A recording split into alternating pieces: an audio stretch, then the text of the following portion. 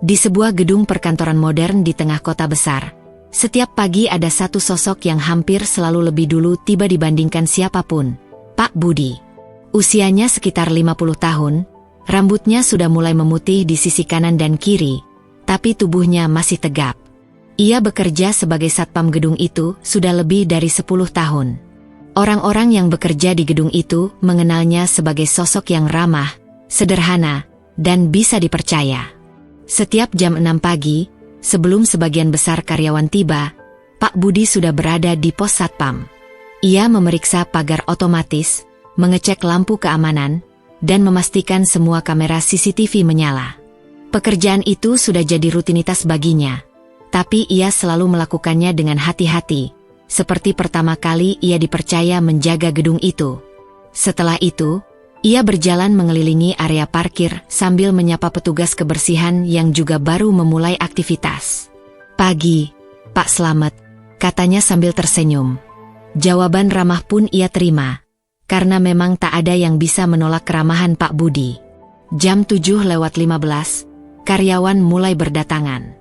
Mereka masuk sambil sibuk dengan ponsel atau buru-buru menuju lift, tapi tetap sempat melambaikan tangan pada Pak Budi. "Selamat pagi, Pak Budi," teriak salah satu staf dari jauh. Pak Budi membalas dengan lambaian tangan dan senyuman yang khas. Senyum itu, bagi sebagian karyawan, sudah cukup membuat pagi mereka terasa ringan. Pak Budi tidak hanya menjaga pintu masuk. Ia hafal hampir semua nama karyawan, dari staf magang sampai direktur. Itu membuat banyak orang merasa dihargai. Misalnya, suatu kali ada staf yang baru seminggu bekerja, kaget karena Pak Budi sudah memanggil namanya dengan benar. "Wah, kok Bapak sudah tahu nama saya?" tanyanya. Dengan nada rendah hati, Pak Budi menjawab, "Tugas saya bukan cuma menjaga gedung, tapi juga menjaga orang-orang di dalamnya." Di balik kesederhanaannya, Pak Budi punya prinsip kuat, kejujuran. Bagi dia, satpam bukan sekadar pekerjaan menjaga pintu, melainkan menjaga kepercayaan. Ia selalu menolak uang tip dari karyawan yang menitipkan barang, meski jumlahnya kecil. "Terima kasih, Bu, tapi saya digaji untuk itu." Begitu jawabnya setiap kali ada yang mencoba menyelipkan uang ke tangannya. Tidak heran kalau Ibu Lestari, manajer gedung, sangat menghargai Pak Budi. Ibu Lestari adalah sosok yang disiplin tapi adil. Ia beberapa kali melihat sendiri bagaimana Pak Budi menolak jalan pintas atau kemudahan yang ditawarkan orang luar. Misalnya, ada sales yang ingin masuk tanpa izin resmi, menawarkan barang-barang dengan dalih janji temu, tapi Pak Budi tetap tegas menolak meski diselipkan uang. "Mohon maaf, silakan ikuti prosedur. Kalau memang ada janji, silakan daftar di resepsionis," katanya dengan sopan. Kejujuran seperti itulah yang membuat Ibu Lestari tidak segan-segan menyampaikan pujian di depan staf lain. Pak Budi ini contoh nyata integritas. "Saya harap kita semua bisa meneladaninya," ucap Ibu Lestari dalam sebuah rapat bulanan. Rutinitas sehari-hari Pak Budi tidak selalu mulus. Ada saja hal-hal kecil yang menguji kesabarannya. Pernah suatu kali ada karyawan yang parkir sembarangan, membuat mobil lain sulit keluar. Ketika ditegur, karyawan itu malah kesal dan mengomel. Pak Budi hanya tersenyum, menunduk, lalu dengan sabar membantu mengatur parkiran sampai semua bisa keluar. Sikapnya yang tidak mudah terbawa emosi itu membuat banyak orang segan sekaligus hormat padanya. Selain menjaga keamanan, Pak Budi juga sering diminta bantuan oleh karyawan. Ada yang ketinggalan kunci motor, ada yang kehilangan kartu akses, sampai hal-hal kecil seperti mengangkat galon air ke pantry. Ia tak pernah menolak. Baginya, selama ia mampu, membantu orang lain adalah bagian dari pekerjaannya. Bahkan, ada satu cerita yang selalu diingat staf. Suatu kali ada karyawan muda yang kehilangan dompet di area parkir. Panik, karyawan itu melapor pada Pak Budi. Malamnya, Pak Budi memeriksa rekaman CCTV selama hampir 2 jam. Akhirnya ia menemukan dompet itu jatuh ke dalam semak dekat pagar. Besok paginya, dompet itu kembali ke pemiliknya tanpa ada sepeser pun yang hilang. Sejak itu, makin banyak karyawan yang percaya penuh pada integritas Pak Budi. Meski begitu, kehidupan pribadi Pak Budi sederhana.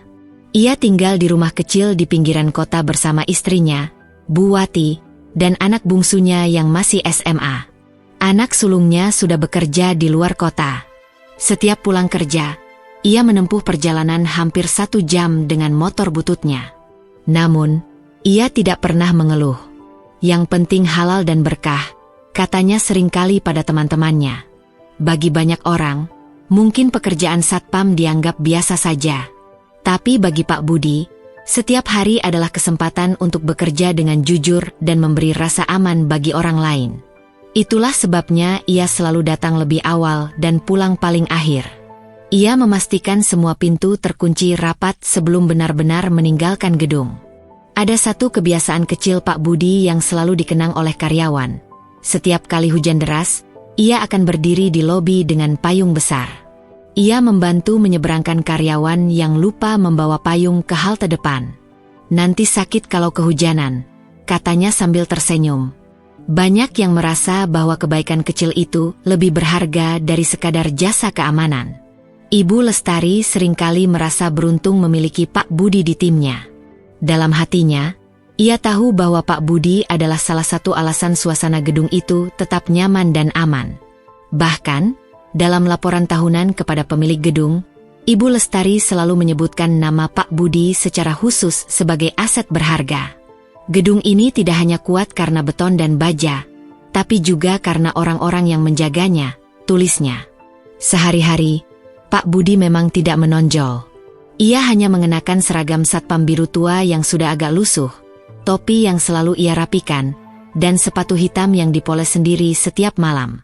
Tapi justru disitulah letak kekuatannya, kesederhanaan yang tulus.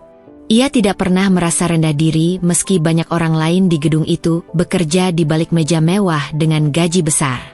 Baginya, pekerjaan apapun punya martabat jika dilakukan dengan jujur. Kehidupan Pak Budi di gedung itu bisa dibilang berjalan damai. Ia bekerja, menyapa orang, membantu jika diperlukan, lalu pulang ke rumah kecilnya. Semua orang mengenalnya sebagai sosok yang ramah dan bisa dipercaya. Tidak ada yang menduga bahwa suatu hari nanti, kehidupan tenang itu akan terusik oleh sesuatu yang tidak pernah ia bayangkan, sebuah fitnah. Hari-hari sederhana yang ia jalani penuh ketulusan itu akan berubah menjadi ujian besar. Namun, di awal kisah ini, yang tampak hanyalah seorang satpam yang hidupnya lurus, penuh kejujuran, dan dihormati oleh hampir semua orang di gedung perkantoran itu. Hari Senin pagi, suasana lobi gedung perkantoran itu terasa sedikit berbeda. Bukan hanya karena hujan gerimis yang membuat lantai lobi agak licin, melainkan karena kehadiran seorang wajah baru. Rina, seorang staf administrasi yang baru diterima, mulai bekerja hari itu. Usianya sekitar 25 tahun, rambut lurus sebahu, dandanan rapi dengan kemeja putih dan rok hitam. Dari gaya berjalan dan tatapannya, jelas terlihat bahwa ia sosok yang percaya diri. Rina masuk ke lobi sambil melirik kanan kiri. Di pintu masuk, seperti biasa, ada Pak Budi yang berdiri menyapa setiap orang. "Selamat pagi, Mbak," ucap Pak Budi dengan senyum hangatnya. Rina menoleh sebentar, hanya mengangguk tanpa membalas senyuman itu, lalu melangkah ke arah lift. Bagi Rina, satpam hanyalah bagian kecil dari gedung yang besar ini. Ia tidak melihat sesuatu yang istimewa di balik salam Pak Budi. Hari-hari pertama Rina di kantor penuh dengan rasa penasaran. Ia mencoba mengenal siapa yang berpengaruh, siapa yang dekat dengan manajemen, dan siapa yang biasa-biasa saja. Sebagai orang baru, ia ingin cepat menyesuaikan diri, tapi juga punya ambisi besar untuk terlihat menonjol. Dari obrolan ringan di pantry, ia mulai mendengar nama Pak Budi sering disebut. Kalau ada masalah di gedung, tanya saja ke Pak Budi, dia pasti tahu, kata salah seorang staf senior. Pak Budi itu sudah kayak keluarga di sini, timpal yang lain. Rina mengernyitkan dahi. Ia heran, kenapa seorang satpam bisa begitu disukai? Menurutnya, perhatian sebesar itu seharusnya diberikan kepada staf berprestasi atau mereka yang menduduki posisi penting, bukan kepada satpam. Perasaan itu mulai berkembang menjadi rasa tidak nyaman. Apalagi, Setiap pagi ia melihat Pak Budi menyapa karyawan satu persatu, seolah dialah tuan rumah gedung itu. Sikap Ibu Lestari, manajer gedung, semakin menambah rasa iri Rina. Beberapa kali, saat rapat mingguan, Ibu Lestari menyebut nama Pak Budi sebagai contoh. Kita bisa belajar dari integritas Pak Budi. Dia selalu menolak segala bentuk imbalan yang tidak seharusnya, ucapnya di depan semua staf. Rina yang duduk di barisan belakang menggigit bibir. Dalam hatinya, ia merasa seolah-olah seorang satpam lebih dihargai daripada staf baru seperti dirinya. Hari-hari berikutnya, rasa tidak suka itu makin tumbuh. Setiap kali ia melihat karyawan lain tertawa bersama Pak Budi di lobi, ia merasa tersisih. Ia membandingkan dirinya yang bekerja keras di balik meja, dengan Pak Budi yang hanya berdiri di pintu, tetapi lebih mendapat perhatian. Ia mulai mencari-cari celah. Apa mungkin orang ini punya cara khusus mendekati manajemen? Pikirnya. Suatu siang, ketika istirahat makan siang, Rina sengaja duduk bersama dua rekan baru di pantry. Obrolan mereka awalnya ringan, tentang makanan dan suasana kerja. Tapi pelan-pelan, Rina mengarahkan pembicaraan ke Pak Budi. Aku heran deh. Kenapa semua orang bisa segitu percaya sama Pak Budi? Padahal kan dia cuma satpam, katanya dengan nada meremehkan. Dua rekannya terdiam, salah satunya tersenyum kaku. Mereka tidak ingin menyinggung perasaan Rina, tapi juga tidak nyaman dengan komentarnya. Meski begitu, Rina tidak berhenti. Ia mulai mengamati gerak-gerik Pak Budi. Setiap kali Pak Budi berbincang dengan Ibu Lestari, ia merasa ada sesuatu yang disembunyikan. Padahal, yang dibicarakan seringkali hanya hal-hal teknis seperti laporan keamanan atau kondisi fasilitas. Namun, di mata Rina, semua itu tampak seperti kedekatan yang berlebihan. Suatu sore, saat sebagian besar karyawan sudah pulang, Rina melewati lobi. Ia melihat Pak Budi sedang membantu resepsionis mengangkat kardus berisi dokumen. Pak Budi tersenyum sambil bercanda kecil. Rina berdiri agak jauh, memperhatikan dengan tatapan sinis. Ternyata memang pintar cari muka, gumamnya pelan. Rasa iri yang semula kecil kini mulai berubah menjadi prasangka. Rina membayangkan, kalau terus begini, ia akan sulit menonjol di mata manajemen. Ia ingin orang-orang lebih menghargai staf seperti dirinya, bukan satpam yang, menurutnya, pekerjaannya tidak lebih dari membuka pintu. Dari situlah muncul keinginan untuk mencari kelemahan Pak Budi. Dalam beberapa hari, Rina mencoba mencari-cari informasi. Ia bertanya kepada staf lama, pura-pura penasaran. Pak Budi itu benar-benar orang baik, ya? Tanyanya dengan nada setengah menyelidik. Jawabannya selalu sama. Semua orang memuji kejujuran dan keramah tamahan Pak Budi.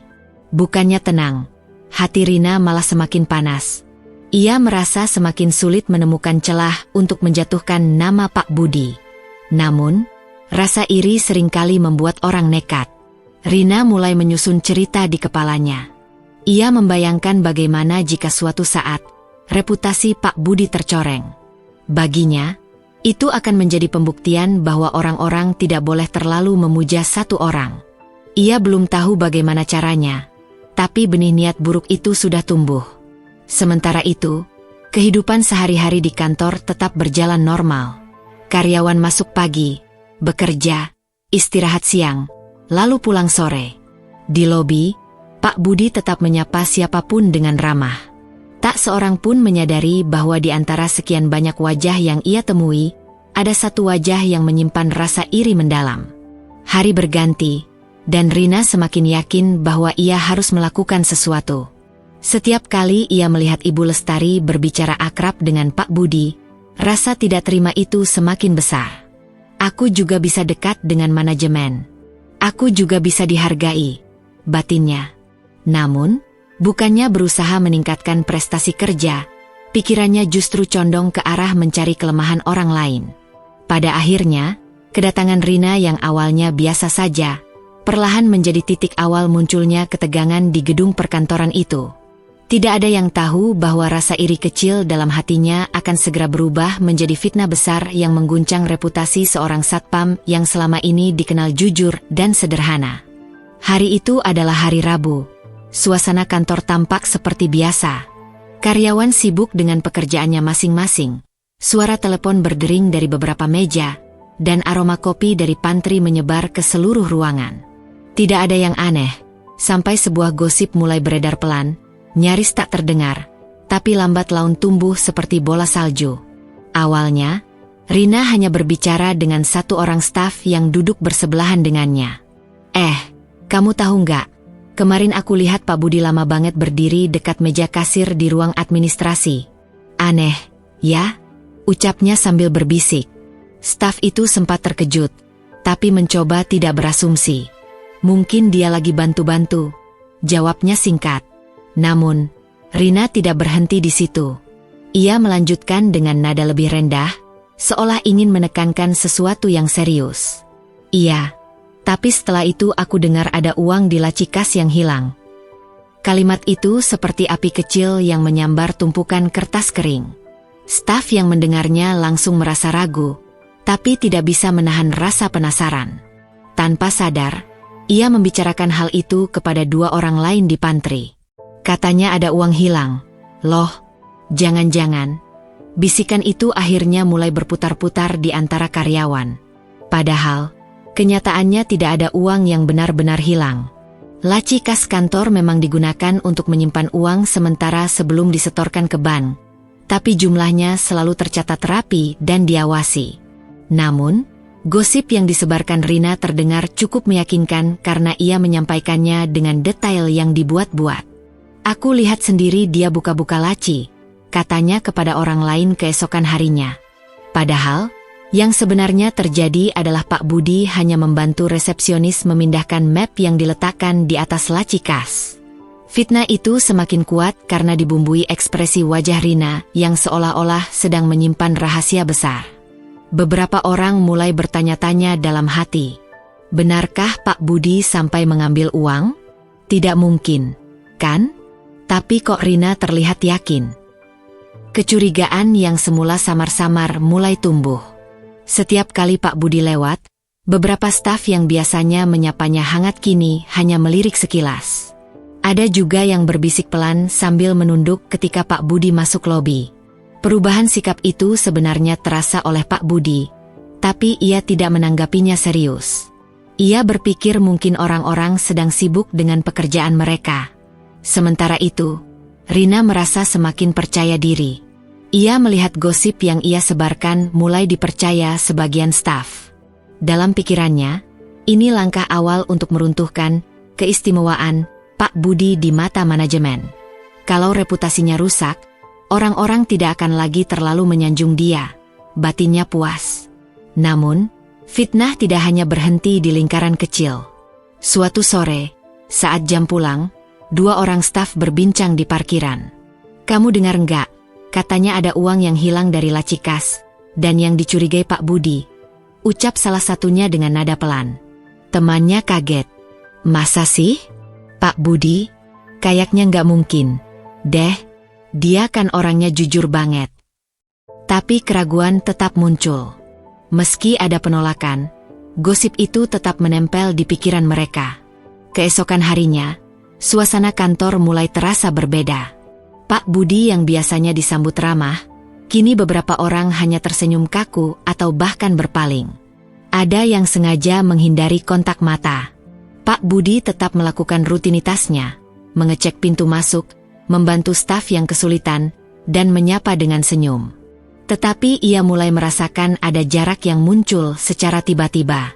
Puncaknya terjadi ketika salah seorang staf bagian keuangan, yang biasanya akrab dengan Pak Budi, tiba-tiba bersikap dingin. Saat Pak Budi membantu membawakan kardus berisi dokumen, staf itu berkata dengan nada setengah bercanda tapi jelas terdengar sinis. Hati-hati, Pak, jangan sampai ada yang hilang, nanti repot. Kalimat itu menampar telinga Pak Budi. Ia terdiam sejenak, lalu tersenyum kecil tanpa membalas. Namun, di dalam hati, ia mulai bertanya-tanya apa yang sedang terjadi. Rina, yang memperhatikan dari kejauhan, merasa senang. Ia berhasil menanamkan benih kecurigaan di antara karyawan. Padahal, ia sama sekali tidak punya bukti. Semuanya hanya karangan yang lahir dari rasa iri. Tetapi, seperti banyak gosip di dunia kerja, cerita bohong bisa terdengar lebih meyakinkan daripada kenyataan. Hari-hari berikutnya, gosip itu makin berkembang. Ada yang bilang uang yang hilang jumlahnya besar, ada yang bilang kecil, bahkan ada yang menambahkan cerita bahwa Pak Budi terlihat gelisah di depan laci kas. Padahal, semua itu tidak pernah terjadi. Cerita yang awalnya dimulai dari satu kalimat, kini sudah bercabang ke berbagai versi. Bagi sebagian karyawan yang masih percaya pada Pak Budi, gosip ini terasa menyakitkan. Mereka bingung, harus percaya pada siapa. Namun, karena tidak ada penjelasan resmi, mereka memilih diam. Sementara itu, rasa curiga semakin meluas. Pak Budi menjadi bahan pembicaraan di pantry, di lift, bahkan di grup chat kecil antar staf. Di tengah semua itu, hanya satu orang yang benar-benar memperhatikan perubahan suasana, Ibu Lestari. Sebagai manajer gedung, ia peka terhadap dinamika tim. Ia mulai bertanya-tanya, kenapa belakangan ini banyak orang terlihat canggung ketika berbicara dengan Pak Budi. Ia juga sempat mendengar bisikan samar tentang uang yang hilang. Ibu Lestari tahu, gosip seperti ini berbahaya jika tidak segera diluruskan. Namun, bagi Pak Budi, fitnah itu baru terasa nyata ketika suatu sore seorang karyawan muda menatapnya dengan raut wajah penuh curiga. Tatapan itu membuat Pak Budi sadar, ada sesuatu yang serius sedang terjadi. Ia tidak tahu bahwa fitnah yang dilontarkan Rina sudah menyebar begitu jauh. Dan ia pun belum tahu bahwa ketegangan ini akan segera menguji kesabaran serta keteguhan hatinya. Hari-hari setelah gosip itu menyebar, suasana kantor semakin terasa janggal bagi Pak Budi. Ia tidak buta, ia tahu ada sesuatu yang salah. Tatapan orang-orang yang biasanya ramah kini terasa menusuk. Ada yang pura-pura sibuk dengan ponselnya saat berpapasan dengannya, ada pula yang menjawab sapaannya setengah hati. Bagi sebagian orang, perubahan sikap itu mungkin hal sepele. Namun bagi Pak Budi, yang setiap hari berusaha menjalin hubungan baik dengan semua karyawan, itu seperti sebuah luka kecil yang perlahan makin dalam. Suatu pagi, ketika ia berdiri di pintu masuk seperti biasa, ia melihat 3 staf muda masuk bersamaan. Biasanya mereka selalu melambaikan tangan dan bercanda kecil dengannya. Tapi kali ini, mereka hanya melangkah cepat sambil menunduk. Pak Budi menahan napas sejenak, lalu tetap tersenyum meski tidak dibalas. Di dalam hatinya, ia hanya bisa berkata, mungkin mereka sedang ada masalah pribadi. Ia tidak ingin buru-buru menuduh siapapun. Pak Budi memilih tetap bekerja dengan cara yang sama, jujur, ramah, dan profesional. Ia tahu, gosip tidak bisa dipadamkan dengan marah-marah. Jika ia membalas dengan emosi, justru akan memperburuk keadaan. Prinsip itu ia pegang teguh, meskipun hatinya perih. Hari itu, saat jam makan siang, ia membantu staf resepsionis mengangkat kardus berisi dokumen ke lantai 2. Beberapa karyawan yang melihat hanya saling melirik. Ada yang berbisik pelan, "Itu dia," tanpa melanjutkan kalimatnya. Pak Budi mendengarnya, tapi ia berpura-pura tidak tahu. Ia tetap menunduk dan melanjutkan pekerjaannya. Malam harinya, saat semua karyawan sudah pulang, Pak Budi seperti biasa berkeliling gedung untuk memastikan semua pintu terkunci dan lampu dimatikan. Saat melewati pantry, ia sempat melihat 2 staf berbincang. Mereka tidak sadar ada Pak Budi di dekat sana. "Aku dengar katanya yang ambil uang itu si Pak Budi. Makanya sekarang orang-orang pada hati-hati," ujar salah satu. Temannya menimpali, "Aku juga nggak percaya sih, tapi gosipnya udah kemana-mana." Pak Budi berhenti sejenak. Kata-kata itu menamparnya keras. Malam itu ia pulang dengan langkah berat. Di rumah, istrinya, Bu Wati, melihat wajahnya muram. "Kenapa, Pak?" tanyanya lembut. Pak Budi menghela napas panjang, lalu duduk di kursi rotan tua. "Aku difitnah, Bu. Katanya aku ambil uang kantor." Suaranya lirih, hampir tidak terdengar. Bu Wati terkejut, tapi cepat menenangkan. "Orang-orang di sana tahu siapa bapak sebenarnya. kebenaran akan terlihat. Jangan khawatir. Kata-kata istrinya memberi sedikit ketenangan. Namun, sebagai manusia biasa, Pak Budi tetap merasa sakit hati. Ia sudah puluhan tahun menjaga kejujuran, menolak segala bentuk suap, bahkan rela berkorban demi karyawan. Kini, semua itu seakan sirna hanya karena satu fitnah. Keesokan harinya, Pak Budi kembali ke pos satpam dengan wajah tenang. Ia tidak ingin masalah pribadinya terlihat di depan karyawan. Ia masih menyapa satu persatu, masih membuka pintu untuk tamu, masih berdiri tegak dengan senyum yang sama. Namun, dalam diam ia berdoa, "Ya Allah, kuatkan aku menghadapi ujian ini. Jangan biarkan aku membalas keburukan dengan keburukan." Ada satu kejadian kecil yang memperlihatkan keteguhan hatinya. Siang itu, seorang karyawan perempuan kehilangan ponselnya di lobi. Panik, ia meminta bantuan Pak Budi. Padahal, di belakangnya ada dua orang yang masih meragukan reputasi Pak Budi. Dengan sabar, Pak Budi memeriksa CCTV, mencari rekaman detik demi detik. Akhirnya, ia menemukan ponsel itu terselip di bawah kursi tunggu. Ponsel kembali ke tangan pemiliknya. Si pemilik berterima kasih berulang kali, tapi Pak Budi hanya menjawab singkat, "Sama-sama, Bu. Itu sudah tugas saya." Dua orang yang tadi sempat curiga hanya bisa terdiam. Dalam hati mereka muncul keraguan pada gosip yang mereka dengar. Apa benar orang sejujur itu sampai tega mengambil uang? Pikir salah satunya. Namun, gosip memang licik. Sekalipun ada kebaikan nyata di depan mata, bayang-bayang fitnah tetap sulit hilang. Pak Budi tidak pernah berusaha membela diri secara langsung. Ia memilih membuktikan lewat tindakan. Baginya, integritas bukanlah kata-kata, melainkan sikap yang konsisten meski dalam tekanan. Setiap kali melihat tatapan curiga, ia justru menunduk sopan. Setiap kali mendengar bisikan, ia pura-pura tidak tahu. Ia percaya, waktu akan membuktikan siapa yang benar. Meski demikian, bukan berarti ia tidak merasa sedih. Ada malam-malam di mana ia termenung lama di teras rumah, menatap langit. Ia bertanya-tanya, kenapa justru dirinya yang menjadi korban. Tapi setiap kali pikiran itu muncul, ia kembali teringat pesan ayahnya dulu. Hidup itu soal menjaga nama baik. Kalau kamu jujur, sekeras apapun fitnah, kebenaran akan datang pada waktunya. Di kantor, ada segelintir karyawan yang tetap percaya pada Pak Budi. Mereka tetap menyapanya ramah, tetap menitipkan barang dengan tenang, dan tetap bercakap ringan dengannya. Dukungan kecil itu menjadi penguat. Meski tidak banyak, Pak Budi tahu masih ada yang melihatnya sebagaimana dirinya yang sebenarnya. Hari demi hari, fitnah itu tidak surut. Justru semakin kuat. Namun, sikap Pak Budi juga semakin teguh. Ia tidak pernah sekalipun menuduh balik.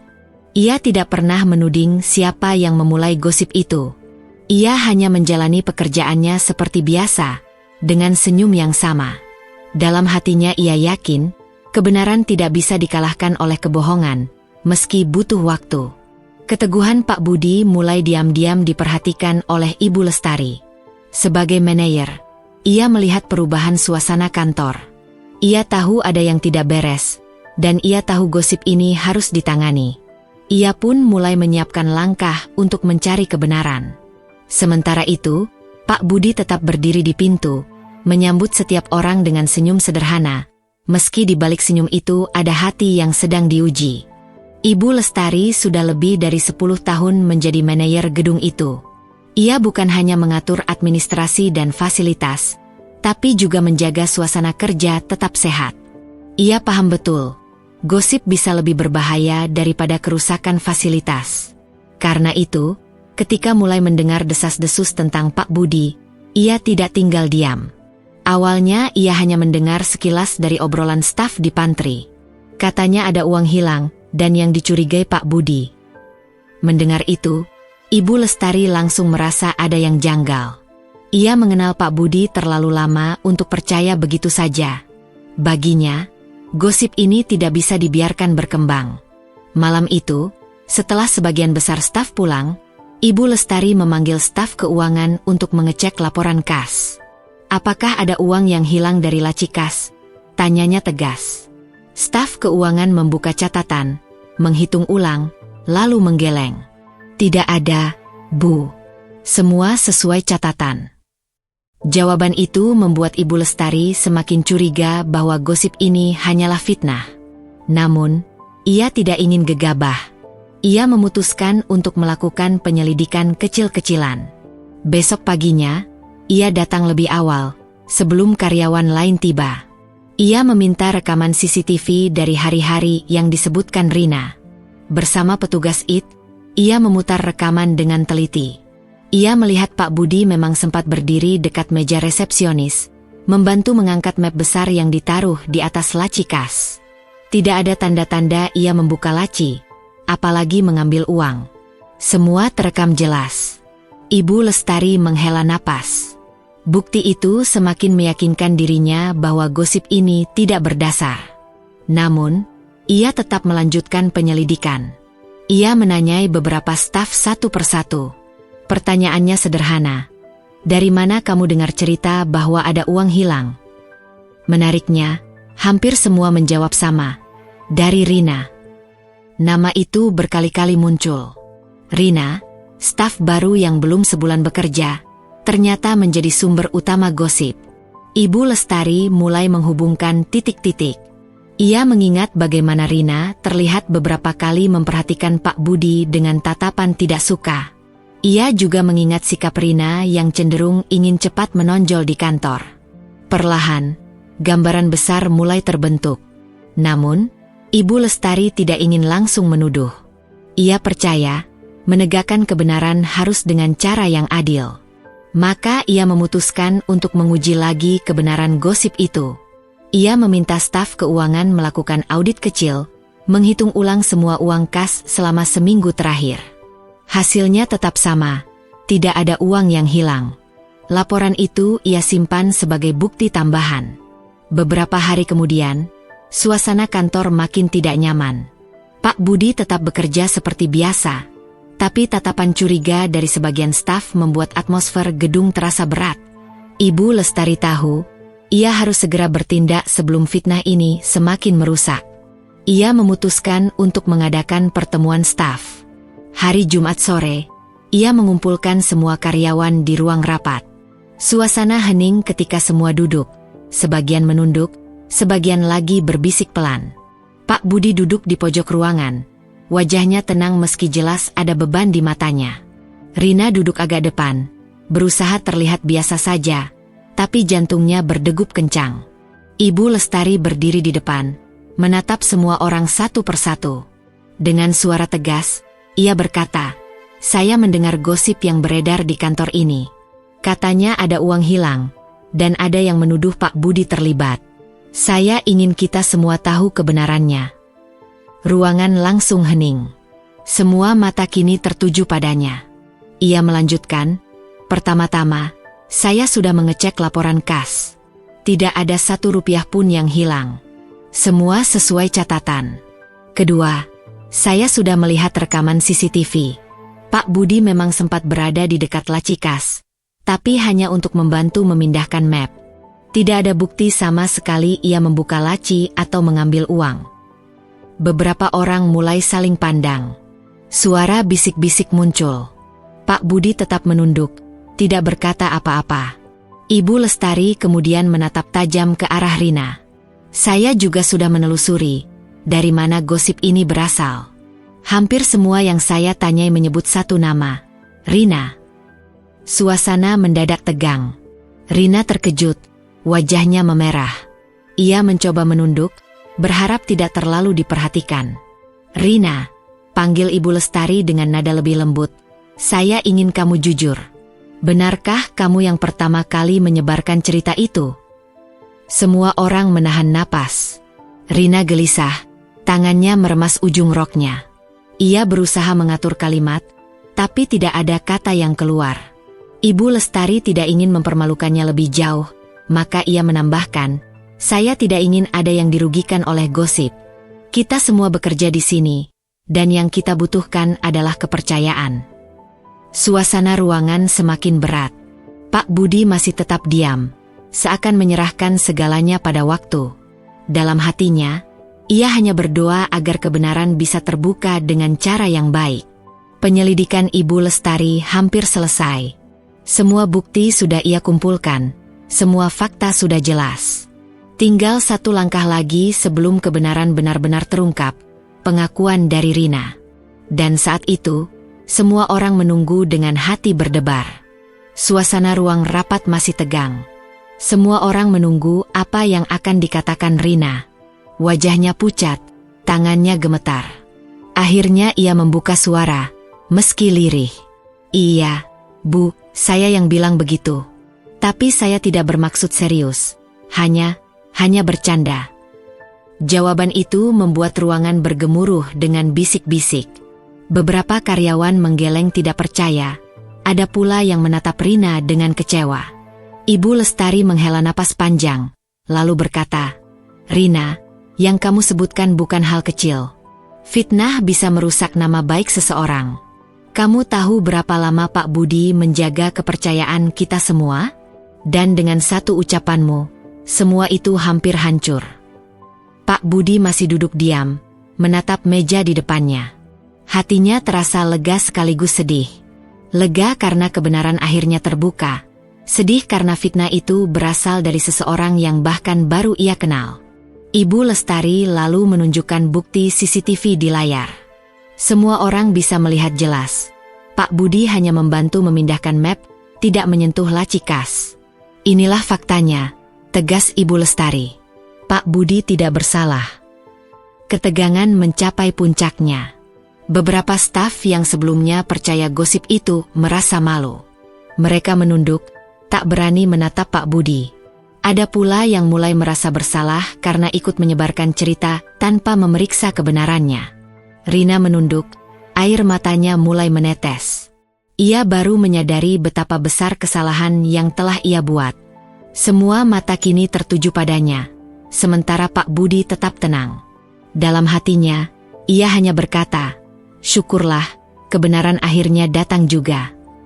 Ruang rapat itu bukan lagi sekadar tempat pertemuan. Hari itu, ruangan itu menjadi saksi bagaimana fitnah bisa hampir menghancurkan reputasi seseorang, dan bagaimana kesabaran akhirnya membawa kebenaran ke permukaan. Tangis Rina semakin keras. Ia menunduk, menutupi wajah dengan kedua tangannya. "Saya salah, Pak Budi, saya iri. Saya melihat semua orang menghormati Bapak, bahkan Ibu Lestari dekat dengan Bapak. Saya ingin mendapat perhatian, tapi saya salah jalan." Suaranya tercekat, terdengar penuh penyesalan. Semua orang terdiam. Hanya suara isak Rina yang memenuhi ruangan. Ibu Lestari menatapnya dengan ekspresi tenang. "Rina, mengakui kesalahan memang tidak mudah, tapi itu langkah pertama untuk berubah." Pak Budi perlahan berdiri. Dengan suara lembut, ia berkata, "Nak, saya maafkan. Tidak ada gunanya menyimpan dendam. Saya hanya berharap, mulai sekarang, kamu belajar dari kejadian ini. Kepercayaan itu mahal. Sekali rusak, sulit diperbaiki." Ucapan itu membuat banyak staf terharu. Ada yang mengusap mata, ada pula yang menepuk pundak rekan di sebelahnya. Mereka semua belajar sesuatu hari itu. Kejujuran dan kesabaran bisa lebih kuat daripada amarah. Rina menangis semakin kencang. Ia tidak menyangka orang yang ia fitnah justru dengan lapang dada memaafkannya. "Terima kasih, Pak," katanya terbata. Dari momen itu, suasana gedung berubah. Karyawan lebih hati-hati dalam berbicara, lebih menghargai satu sama lain. Pak Budi kembali mendapat senyum hangat, kali ini lebih tulus dari sebelumnya.